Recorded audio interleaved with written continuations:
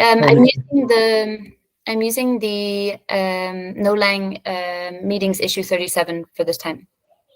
Okay. Yeah. And then now that everyone has access to HackMD, I can use that for the contributor one as well. I've been using it for no core editions. So okay, well, welcome everyone. It's January 17th, and it's the Gno.land developer call with the contributor edition. So everyone has the link to the agenda. I'm going to screen share.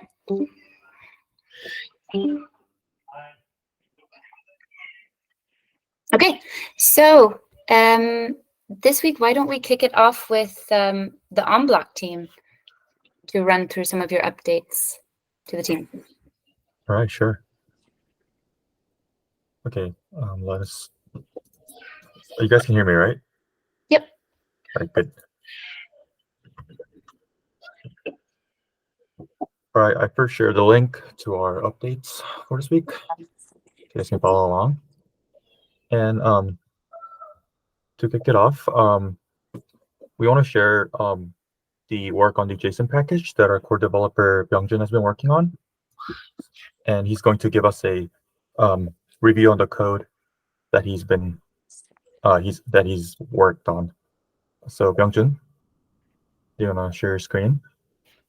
Oh yeah, I'm ready. Should I hand it over to you? Yeah, let's do that. Okay.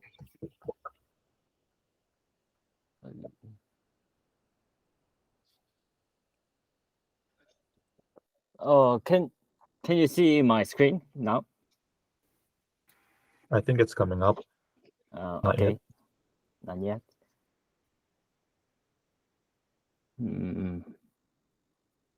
Oh, I can share your screen. Oh. Oh, you mean you can't? Sorry.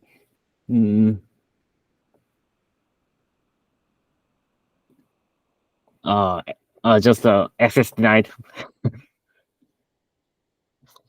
Sorry for. Michelle. It's telling you that you can't screen share. Oh yeah, Oh. Michelle, can you see if you can give Byungjin permission? Yeah, I mean, everyone has. Can you see now? No, unfortunately not. I don't know though. There we go. Okay. Good. Okay. So I'm Byungjin from OnBlock team. Today I'd like to share my working progression on JSON package. So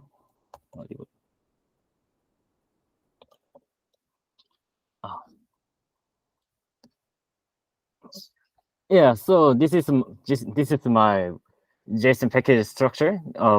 Basically, it consists of a parser and some encoder and some rest of detouring the not supported packages. I see you were trying to port over string conversion as well. Yeah, because the current Gno.lang string converter does not have a parse float function, so I needed to make it possible. So this is the result. Yeah. Anyway, just sorry. I'll give you a bit of context on this because I'm making the package for string conversion right now. It's just got one like for now it's still a draft, and the bigger reason for that is that I'm waiting for a bug fix to be merged, which is called no type check by Maxwell. Anyway, please go ahead. Okay.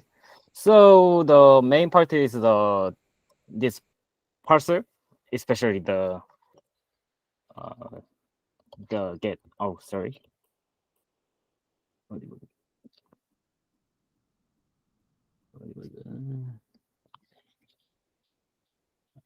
Oh, sorry. So I reference the JS parser packaging, which is known well known as the using the byte slices to process JSON. By doing so, this will make a less memory allocation. So it would be matched for this project. Anyway, the parser things are just doing very basic behavior like checking tokens and positions. So this is not very important for now. But this get function is the main part of this package because it can extract the types and value from the JSON string. So by using this, I can make the encoder and decoder.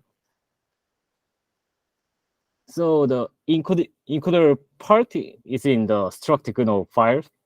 Before I talk about this, I'd like to share this struct instance because I don't know have any ideas to make possible to using direct field information from in Gno. So I need to detour the so I need to make this instance to use that information. So struct instance takes a field information like names and types and value, and some control functions. By using this, we can update the struct and some other CRUD functions like a search and remove and update. And the next part is the encoder, the marshalling things. Actually, the marshalling is just like a byte assembly lines in metaphorically. So it just combine the bytes with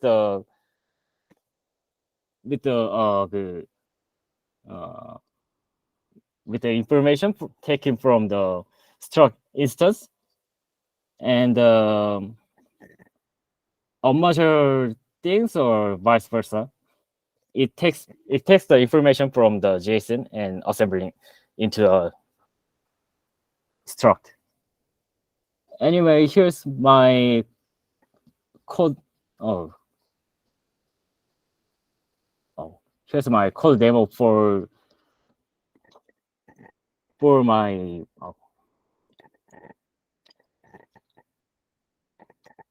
So this is the basic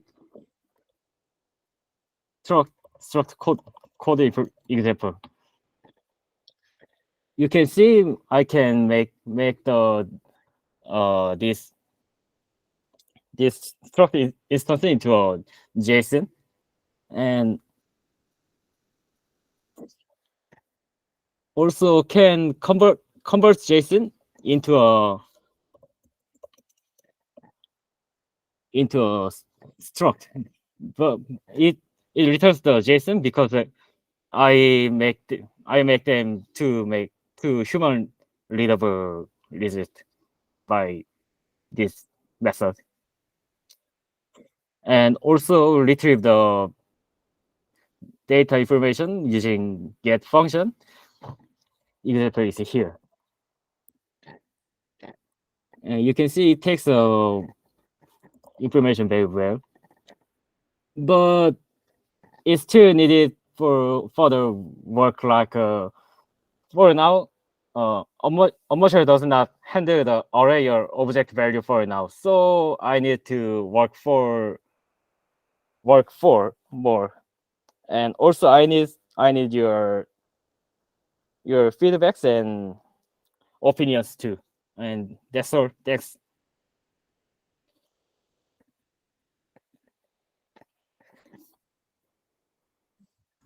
Thank you. Great work.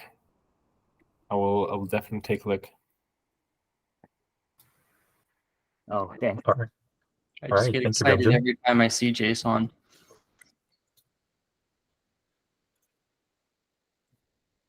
Okay. Thank you for that, Byung-jun. Moving on. Let me quickly share my screen.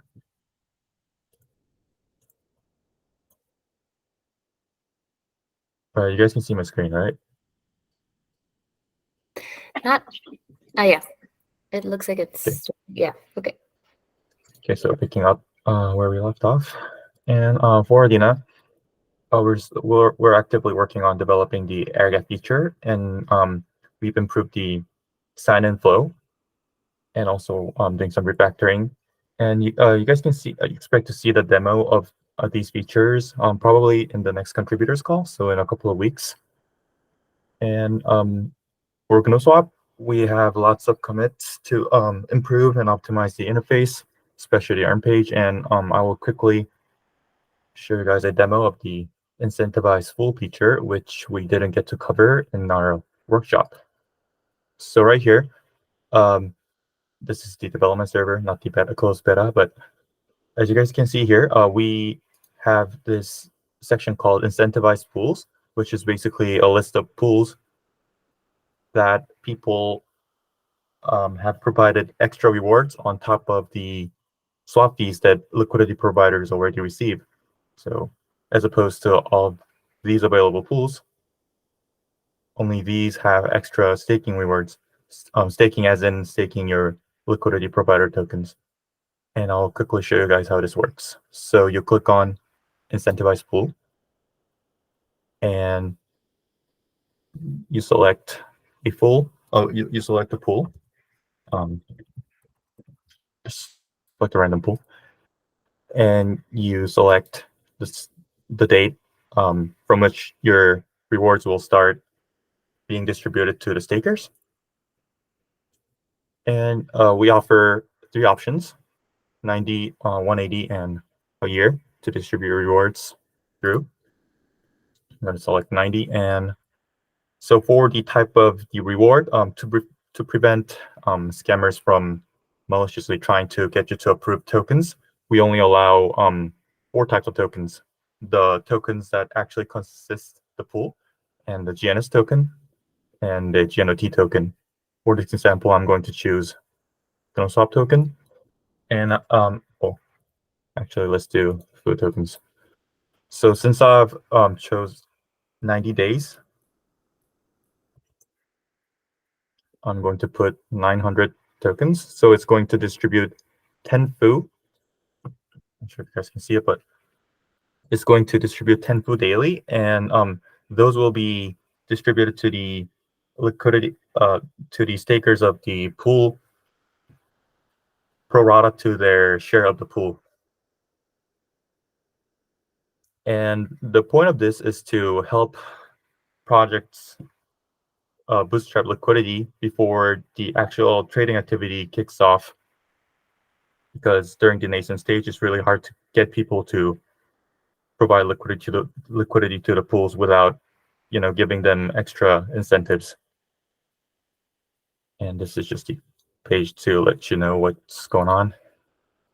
We're going to click on confirm incentivized pool, and just like any other contracts, you can see the details in Adina. I'm going to click on approve, and since we provided incentives to a new pool, it's going to show up right here, but it's we're going to give it like 10, 20 seconds. Oh, meanwhile, I guess I can show you guys this. So this graph right here is basically a visual representation of the liquidity inside these pools.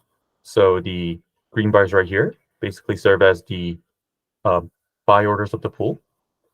And as you can see, there are amounts of tokens spread across the price range. So for example, if you're selling food tokens for Quox tokens, your orders will go through the amount of tokens in this bar, because the white line right here is the current price. So it's basically like those order books in the centralized exchanges. And just like that, we have this pool incentivized. And yep, that's it for the demo. And quickly moving on to what we'll be doing for the next couple of weeks.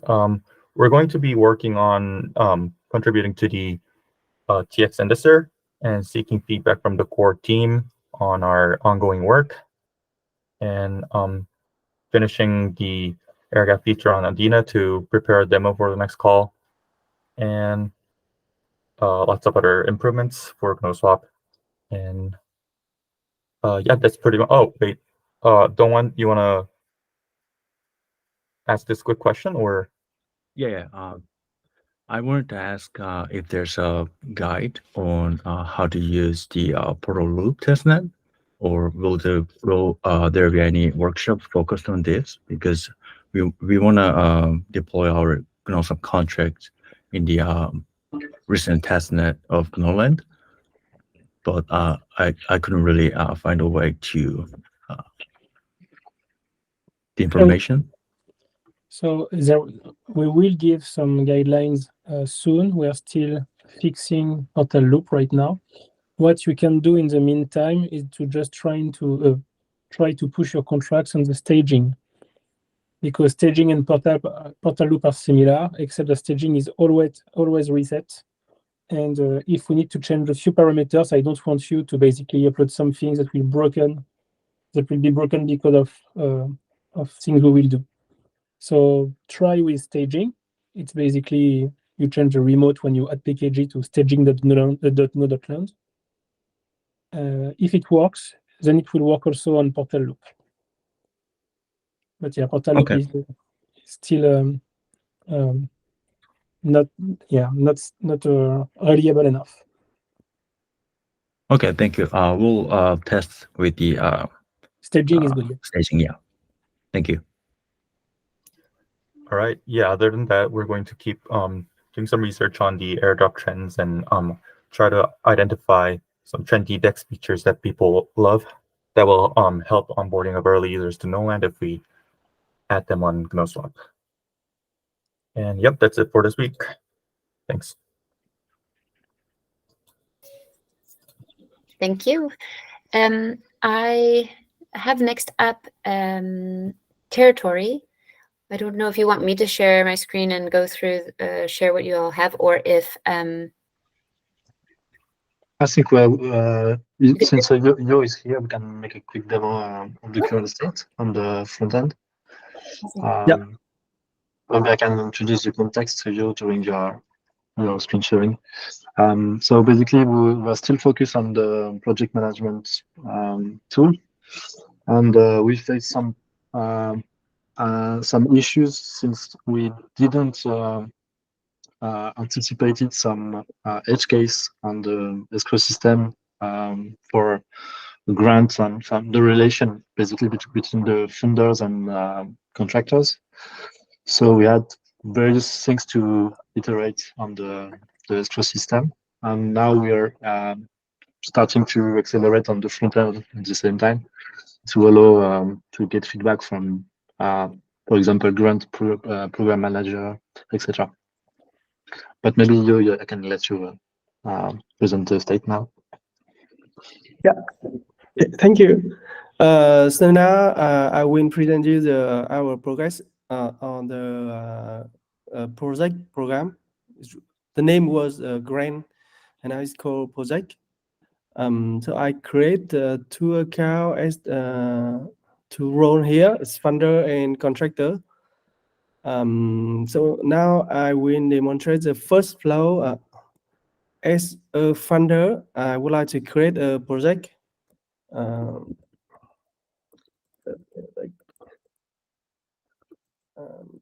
Funder. This one we can precise the potential expected funder if I know.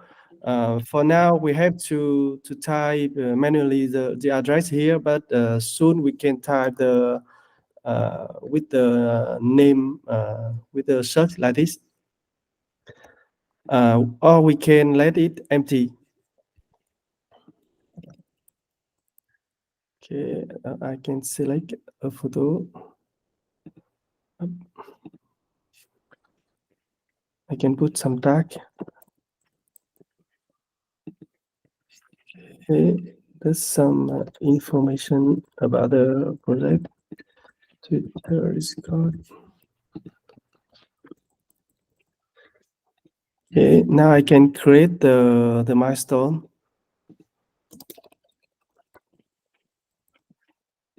That's especially on this part that we had like we faced some changes in the escrow system, because at the very beginning the idea was to have only one escrow system for all milestones, and we saw that it was maybe stupid in many cases, because for example, if it's a big project and there are a lot of milestones, we decided to make it more modular and allow each milestone to be for example, complete and paid at this moment, instead of have to wait the whole project to be done.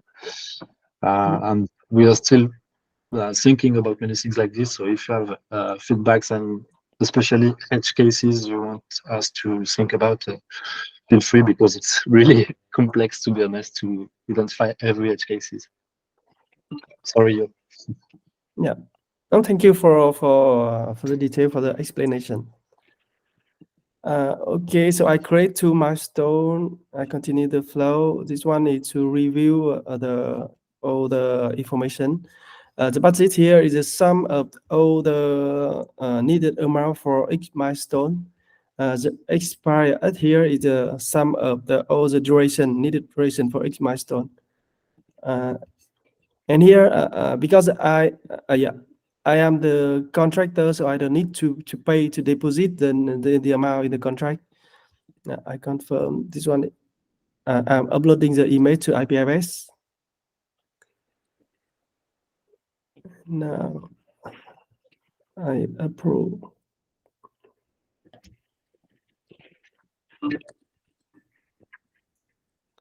Okay, so I create. Maybe I was choosing the wrong role, because I was a contractor, not a funder. So I am a contractor. Now I switch to another role, so I can propose that I can become the funder for this project. So I have to deposit this amount.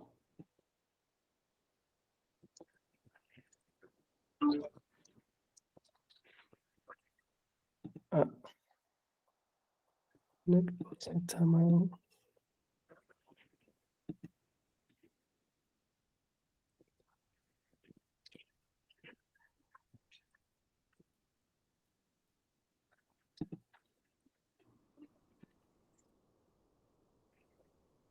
Okay, so it's deposit. Maybe we should optimize the text to explain that the project had received the needed deposit fund. So if I go to project manager, I can see that this one is a project that I invested in, and add a contractor. I can see that this project is already fund in progress, and the investor is this one. So I can go to here and start to work on. And when I finish the task, I can change the status of the milestone. And when I finish, I put it in the review state. Okay, so it put on review state, and as a funder, when I go to project manager, I can see that I have a task in review state. So I can go to approve. I can put some text if needed, or I can complete the milestone. And when I complete the milestone, I will trigger the transfer of this amount to the contractor, and the task is completed. So it's complete. So the milestone has been complete. Also, maybe just a note about the previous screen. On the previous screen, you can comment everything about the milestone. And if there is a conflict that's at this point of the UX, at this step, that you can call the conflict solver module. And we were thinking that maybe in the first form when we are creating a project, at this moment, we could have a library of all possible conflict solver module options to make sure that the two parties are okay to, in case of a conflict, use this solution and call it in case of a conflict at the step you had just before. Yeah.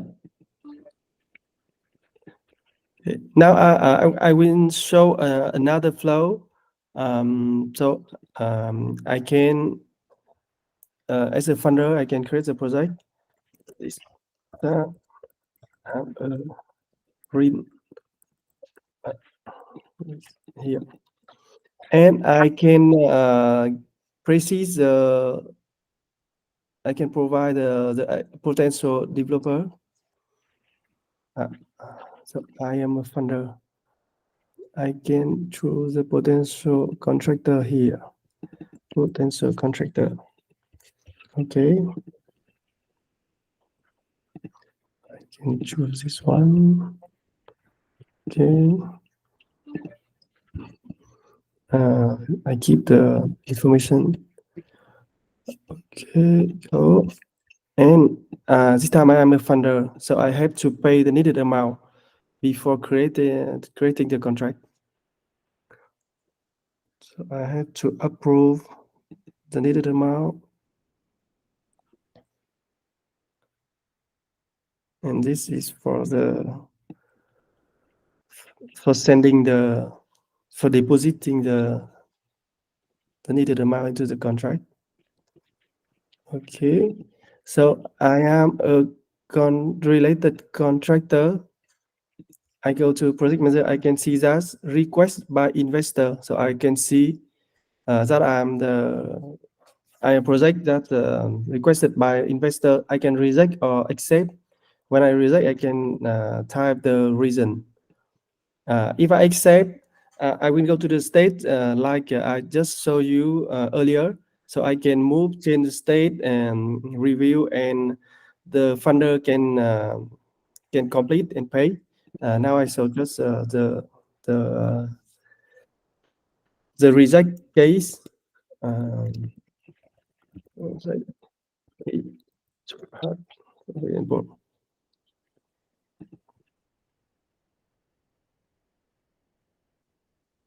Yeah, so I rejected it, and when I'm go back to the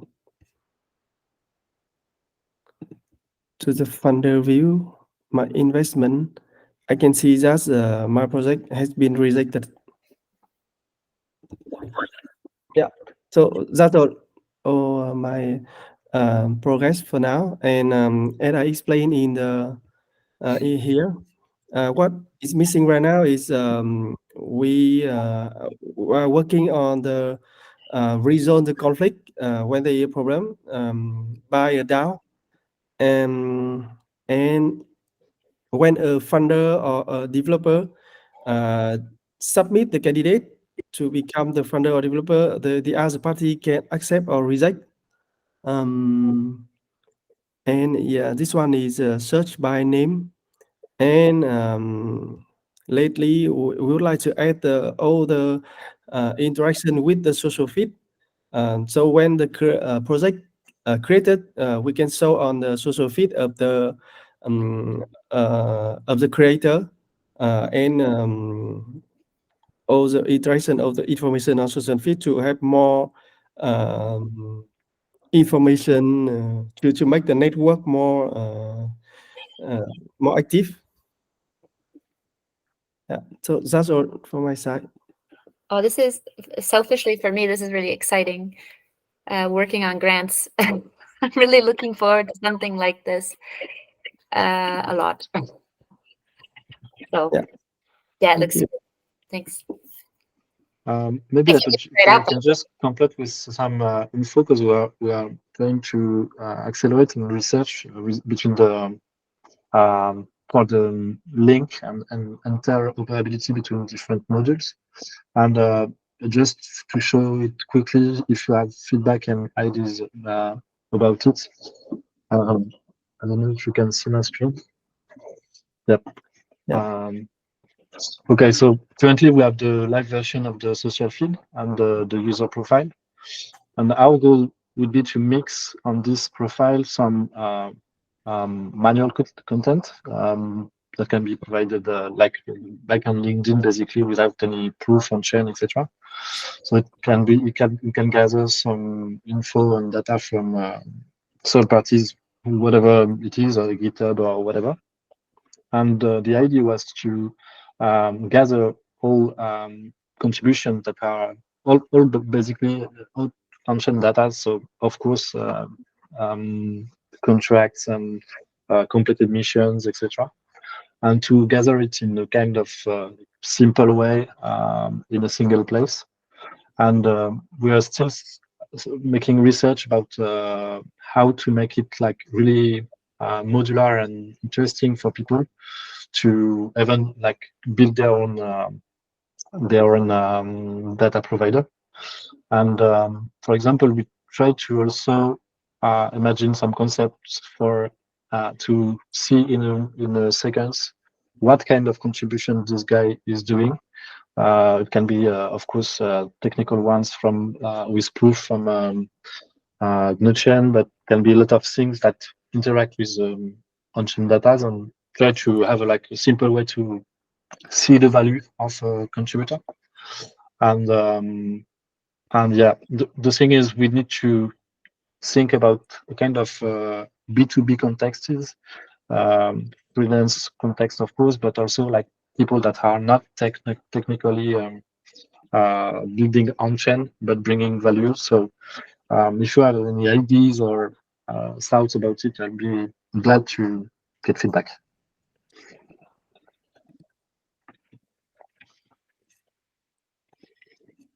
And things that's all. Maybe just to have a quick overview on territory, we are building, we are preparing some updates, etc., on the upgrade on the Cosmos SDK chain, and we have few things on the pipe. So next month, I think we need to really take time to focus on refactor and documentation about our modules, because we had great discussion for Oracle topics, etc. And our current works are not really documented enough. So it will be also part of our next focus. And that's all for us. Thanks, Antoine. Do you know, like, where should we put feedback? I don't know, to be honest. Okay. Maybe on the HackMD journey, I could create a dedicated link and yeah. Okay, that sounds good. Okay, so I know we're 20 minutes out, but maybe we have Birdie and Jeff or Austin give an update. Yeah. See how fast we can do this. I should share my screen. Yes, please.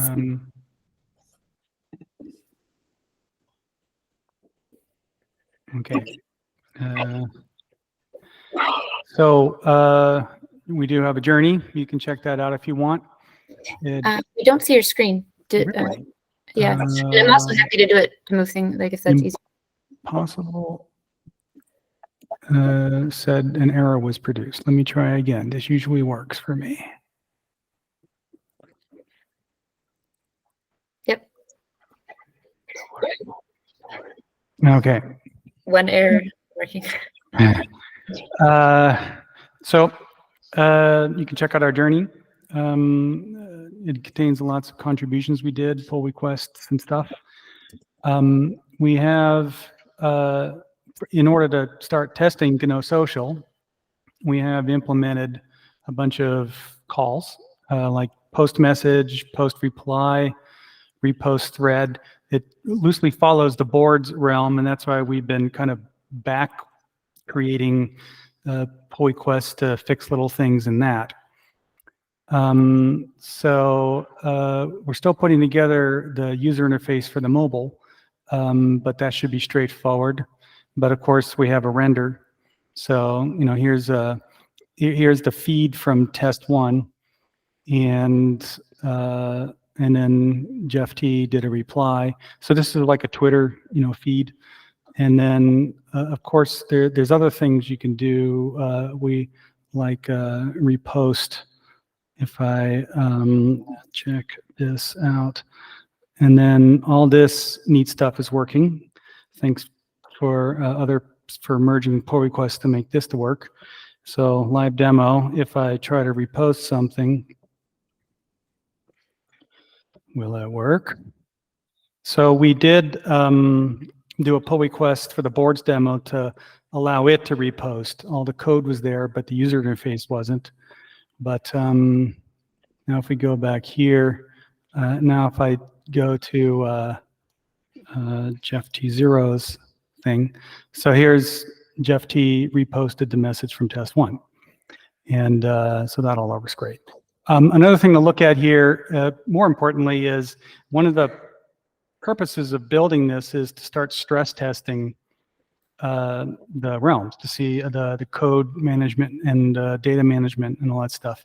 You can see, and we're running on my local Gno.land node, and there's 10,000 replies.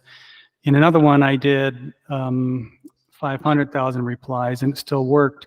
So the questions we have for you have to do with the right way to do this.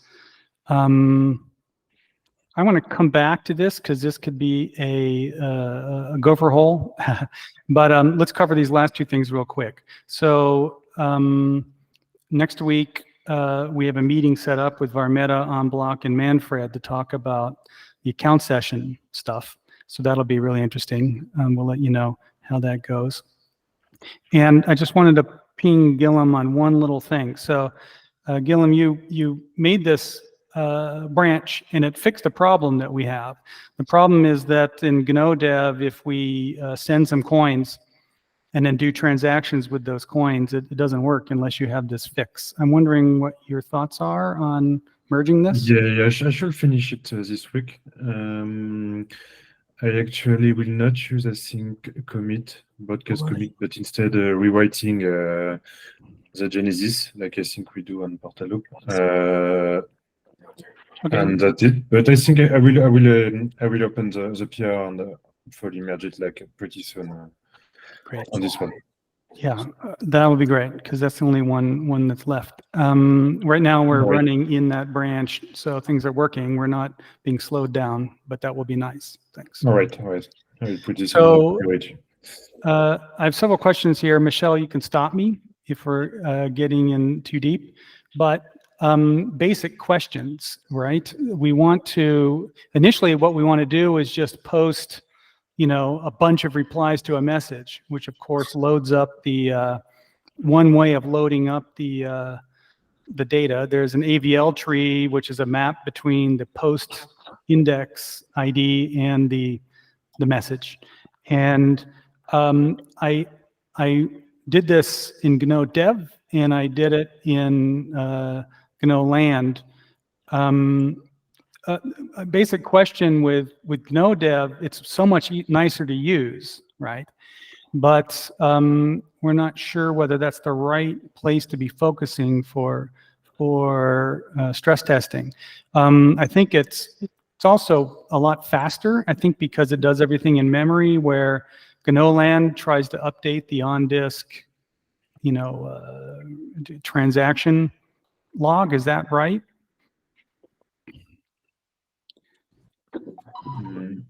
I'm using testing consensus for GNO Dev. I feel that is making like a huge difference than GNO.land, but I think you should test both actually. Well, the real high-level question is, the purpose of this project is to stress test it so that when mainnet arrives and there is some realm similar to GNO social, can it perform? These are high-level questions, like should we even be testing this interpreted Go thing, or is a mainnet going to be running the Rust implementation? Is that what we should be testing? Mainnet is likely not to be running the Rust implementation, not in the first month at least, right? Probably like much further down the line. Okay, so we'll stick with the main Gno.land. Yeah, why is so you could to put in these 10,000 messages took me forever in running Gno.land, like I am, right here, the usual. But when I did it in GNO Dev, it was super fast. I'm wondering if you have any thoughts on that, like 10 times faster. That exactly.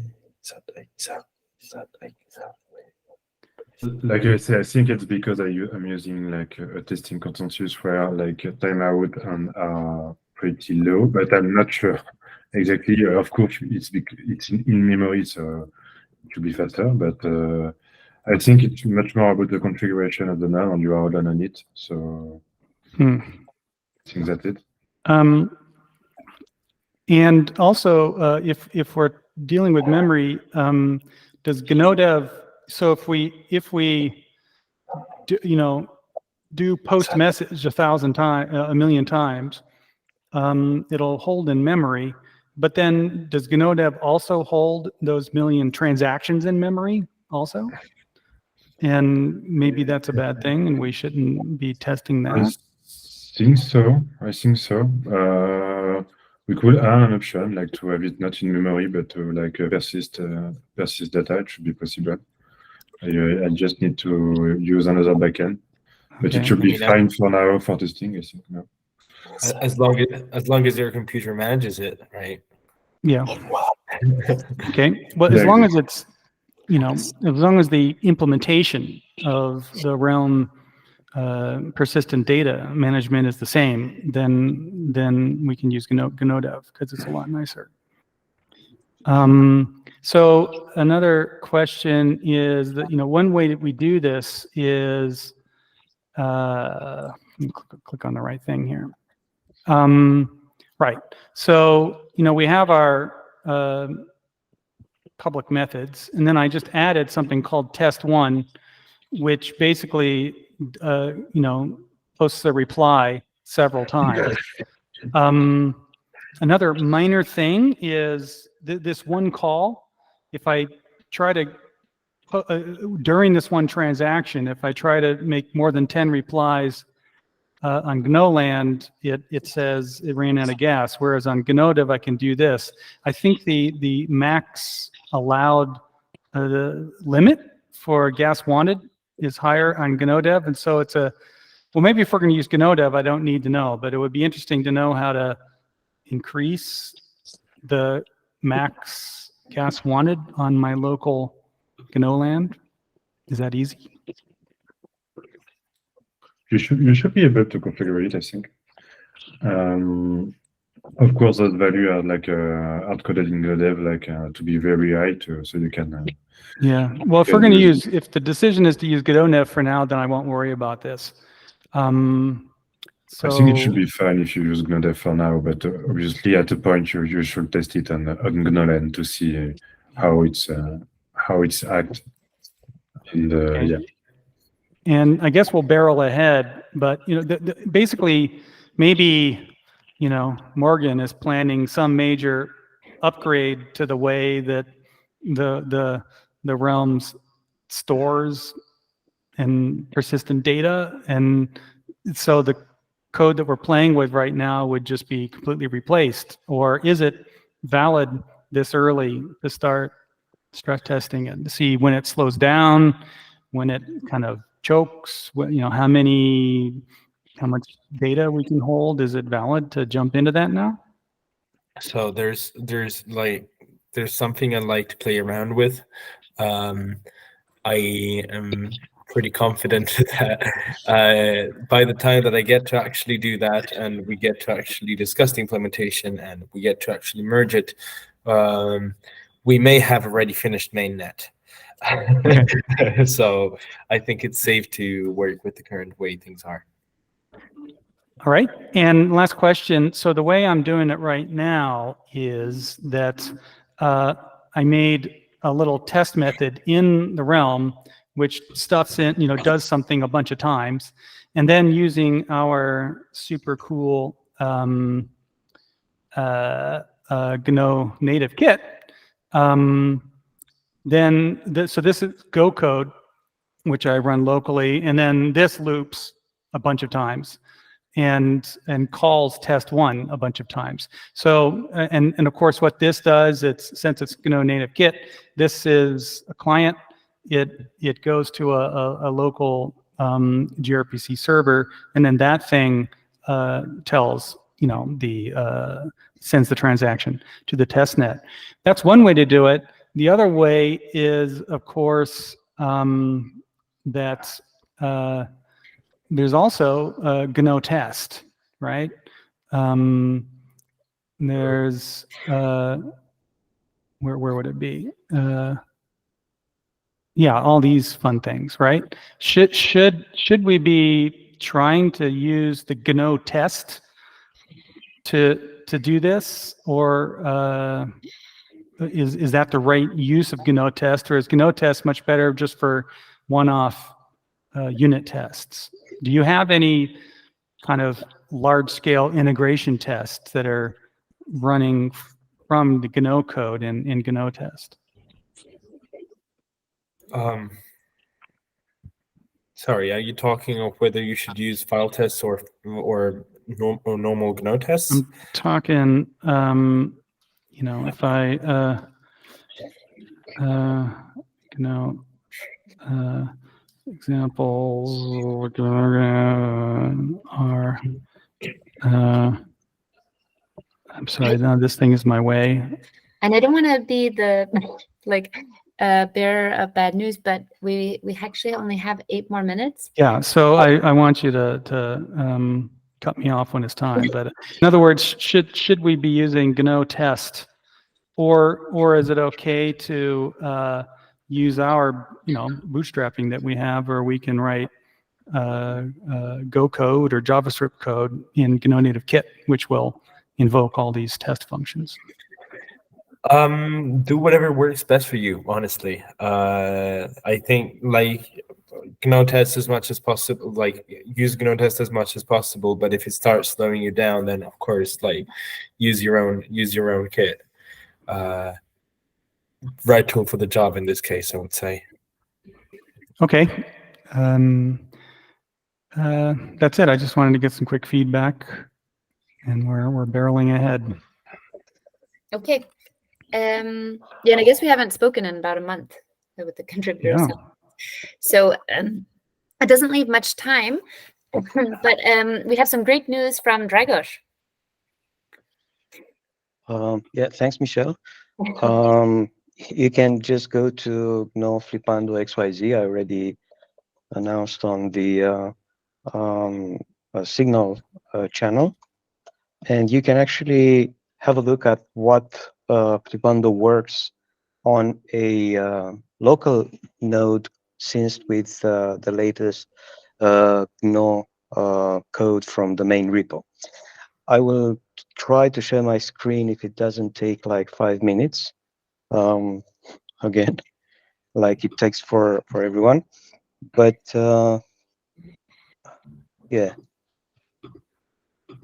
maybe it will be there in like 1 minute. Anyway, so basically we have an end-to-end playable deploy of the game, which means we can flip 16 tiles and 64 tiles. You can see my screen now, okay? Yep. Okay, so this is like a listing in the marketplace. We will look at the flip, and I will briefly show you that we can have just basic colors now as basic NFTs. We can have gray gradients, red, green, blue gradients, which are kind of difficult to play because you need to remember all the nuances. And we have also dice and hexagram. And the nice thing is that you can have like 16 tiles or 64 tiles. And these 64 tiles are usually more complex, and also they have a bigger reward. They have like 4 flip tokens inside of them, as opposed to just 1 token for a basic NFT. So this is what we have in the market right now. We have a listing. This is the listing of the actual user. If I try to remove this listing, it will work. But as you can see, first of all, as you can see, we have a combined NFT made of 2 basic NFTs and of 16 tiles and 2 basic NFTs of 64 tiles, which kind of allows for quite interesting patterns. If I remove these listings and I will try to edit again, I will get a VM call panic, which I don't know how to interpret right now. It says that object already exists. There is an issue I raised. It was linked in my update in the hackerspace. Any feedback is welcome there, because I have no idea how to get over this. Maybe it's something about the AVL tree that I don't know, or maybe I'm doing something wrong. That's it. Just go ahead and click around and try. You need to click around a little to make the faucet kind of release tokens. You can also always see what is the no balance somewhere here. Yeah. So this is the actual node that is released by the faucet. Once you see something over there, you will make sure you already have no tokens, and you can play the game. So that's it for the actual deployment. What is more important for me at the moment is the fact that we have a roadmap. It is also linked in the website, but there is also a developer-friendly roadmap that I put in the update in the hackerspace. I will share the link for anyone interested, because there are some things that might make sense for other people too. The roadmap is basically split in 4 stages. One of them is already marked as done, which is ground 0. We are already in beta and testnet. The second part of this initial stages, like land of the flips, which actually puts all the features that we need to have a game, a complete game, including something like the dynamic adjustment of the playground. And the last 2 things are the last 2 parts are related to mainnet, to actually launching on production. There are 2 stages called Awakening, which is target for June 2024. And here I would like to kind of try to get some feedback about whether or not mainnet will be ready by then. And the second one is called the Flip Connection, which is also production mainnet, but it also has cross-chain integration, meaning we can actually bridge NFTs from Gno to Flipando deployments on EVM chains. As you already know, Flipando started as a Solidity game. It's still deployed on some Solidity chains like Saga, Evmos, and Polygon. And I think one very interesting thing would be, once we have the Gno version app, to start bridging NFTs building Gno to EVM chains and vice versa. So any comments related to this part of the roadmap would be very welcome. Any info related to the mainnet launch and anything about that would be very, very welcome. And thank you for merging the PRC with PRC 721. That allowed me to actually use the actual code in the blockchain. So yeah, that's it for me. Yeah. So, okay. Next, we still have Varmeta and no chess, but we only have 1 minute, and we have the team has a whole hard stop in 1 minute. Varmeta is obviously building the No Unity SDK. I'm wondering if for the next time we start with No Chess and Varmeta first, to give them an opportunity. And I'm sorry, Na, about that. Yeah, like beside the Unity SDK, we also like working on a like kind of like a testing statistic for the whole repo of Gno. So if you guys have 2 minutes, so I think like I can share really quick what we are doing right now. So can get feedback from all the team. So can you help me to do that real quick? Yeah. Okay. Let me share my screen. Okay, we can dedicate 2 minutes and then Yeah. we let's go. Yeah. Would you see my screen?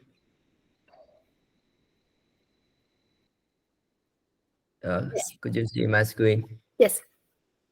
Okay. Okay. We already analyze and execute the test on the Gno repo, and we try to evaluate the current state of code coverage of all the repo, and we see that the code coverage of our project is around for the cities percent for the average, and you can see in the left side my image, you can see some project has a high coverage, some has low coverage, and in my experience so code should be has code coverage over 80% for the reduce for the improve the code quality. And another thing, we already run the static test for the Gno, and we see some and is the the high recommend to need to fix, and some type of bug in the so code can detect by the static analysis. And and so we think we can contribute more for the Gno by something like we can make perform static testing for any code chain from the main Gno. We already had Sonar now for the do that, and after that our team can making the pull request for the fix some small bug or some for bug detected by static analytics, and for the code coverage, and we want to improve code quality, and so my team think we can making more the integration and unit test script for the Gno, and after that we can set up the CI/CD for and making the regression testing plan to make sure when any pull request or any new feature measure into Gno repo can be work well with the main function can be work well with the new feature or any chain of code. So that's all our for the plan for the contribute for the code quality of Gno. Okay, thank you very much. And I think that Na said that there you'll update your repo with this link as well, so the team can take a look. So I think next time we'll start with Varmeta and Notas to give an update there. But on that note, we do have to. We won't even get to the. We never get to the meme off. So yeah. Anyway, thanks everyone for your time, for joining. Thank you for all the amazing work that's going on, and yeah, we will see you next week for the No Core edition. Thank you all. Bye-bye. Yeah, Thank you. Cheers, everyone. Bye. Bye. Thank you. Thank you. Bye. Bye bye guys. Thank you.